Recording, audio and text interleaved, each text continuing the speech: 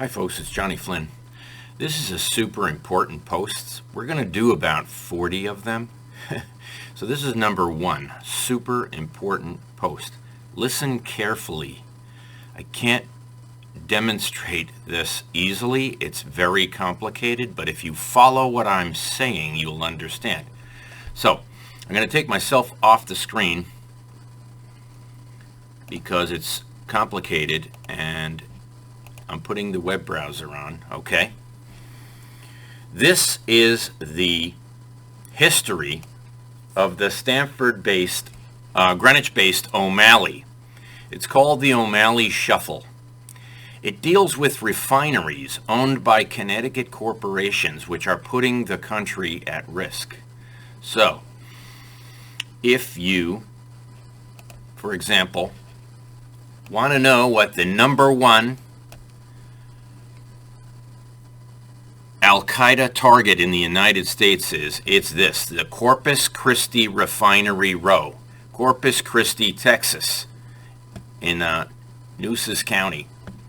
If you look here and you read this, they are hydrofluoric acid refineries that make gasoline.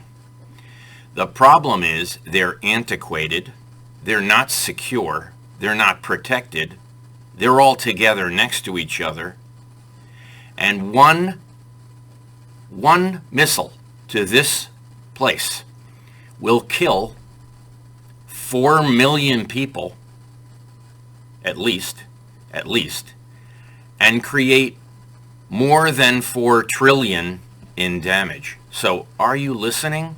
Have I got your undivided attention? This is a map. Okay, I can't turn it. These are the owners, if you look to the right, okay? Koch Pipeline Company, Magellan Terminals, Valero, a lot of them are owned by Valero, Citgo, okay? Equistar, okay. Greenbrier Energy, whatever. Here they are, 14. There are 25 facilities here, 25, okay? Now in the United States, there are 48 Al-Qaida soft targets that are refineries that if hit by any type of missile, rocket, whatever, the average number of people killed will be 4 million. I have a database on it, courtesy of Brock Davignon and numerous people who put this thing together, who did talk to Trump. Trump had a plan. Trump got voted out, okay? Legally or illegally. The Biden administration has absolutely no intention of doing anything about this. But if you'll allow me to explain what's going on here, I can express to you the gravity of this situation. It's grave. If you look at these sheets, okay, these are the compounds detected at this facility alone, okay? Sulfur dioxide, benzene, causes birth defects, long-term and short-term. There's many more contaminants that cause asthma and cancer. And as you go down this list, you will see that air pollution, water pollution, the Superfund site cleanups, there's no money going to this. And over time, these facilities have become antiquated. And let me find the right thing. Oh, this is just the most recent defund the police sign found at a New Haven school. So they're going up all over the place, folks. But there are some things I want to show you. For example, right here. So, of the 48 soft targets, which are oil and gas producers, many of them are owned by Connecticut hedge funds, not Diallo and Blackwater, but Carlyle Group of Wilton, Tosco is in Stamford, Connecticut, Tesoro is in Stamford, Connecticut, O'Malley Group, Argus Energy, here, look here, in 1988, Argus Energy buys Tosco. O'Malley becomes CEO of Tosco. Pipeline leak at Bayway Refinery in Linden, New Jersey. Okay? Comfed, insolvent. Tosco moves to headquarters to Stamford. Tosco buys Exxon Baywater Refinery in Linden, New Jersey. Another hydrofluoric acid refinery. Now the problem is, if a fire breaks out or hydrofluoric acid is released, it vaporizes at 73 degrees and it travels at 19 miles an hour. Most of these facilities have a, I would say, 10-mile kill zone in 10 minutes. Anyone within 10 miles will die. I can show you pictures of the damage. There have been accidents. Sorry, my phone rings constantly. This is an important call too. So I just want to show you. Premcor fined for EPA violations.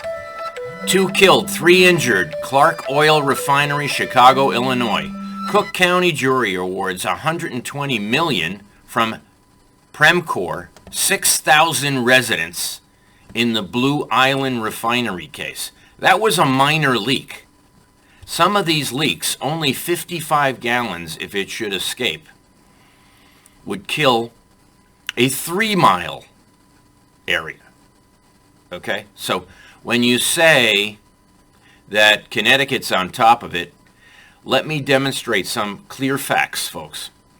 These 48 chemical plants I am discussing, I can show you pictures, I have a gigantic database on it, are self-insured. Not only is Valero, Tosco, the O'Malley Group, Carlyle Group, go down the line here. Thomas O'Malley moved from being CEO of 3 oil companies from 1988 until the present, which he purchased refineries that had become problematical to operate. Yes, these hedge funds don't maintain the facilities. They are running these facilities into the ground by not maintaining them and put the entire country at risk. If you read all this information, I mean, it goes through a vice president of Comfed disappeared in January of 1988 and was found later murdered in his car, which was submerged in the bay. There are numerous problems with this industry. While researching these events, we discovered what appears to be a change of strategy on the part of some, not all, of the oil industry to lower the probability of being found liable for loss of life. Connecticut determined how much insurance these facilities should have. They are dramatically unfunded, uninsured. Imagine a few billion-dollar company creating a $4 trillion disaster, being wiped off the face of the earth, and having the state of Connecticut have to flip the bill for these hedge funds that are short-sighted and could easily change this technology to a sulfur-based industry. In other words, if it was a sulfur-based industry, okay, it would not vaporize at 73 degrees. It would not travel at 19 miles an hour, and it will not kill millions of people. So if you're interested in hearing more about these facilities, and I can tell you right now there's a ton of information about it, an absolute ton, let me show you more. Should I show you more? I can show you more. When you look at for example, this file, okay? If you look, it may take some time here, but this is the file of all the contaminants of all. There's our Excel spreadsheets on here that show you all the owners, and photographs of the damage, articles about accidents that occurred. So even in Norwalk, our town, has King Industries. King Industries, it has permits to import virgin materials that are legal from other countries, but they combine them and make products which are problematic. They are surrounded by 3,500 apartments, and if you look at some of these articles, I can show you pictures of the damage that these explosions can cause. There are videos of explosions, and the people were breathing that product in, hydrofluoric acid, and I'm looking for the photograph log. Hold on. Well, here's a photograph I can show you. This is a hand of a guy that had hydrofluoric acid touch his hand, okay? This is the hand of a gentleman which hydrofluoric touched his hand. Now, I'm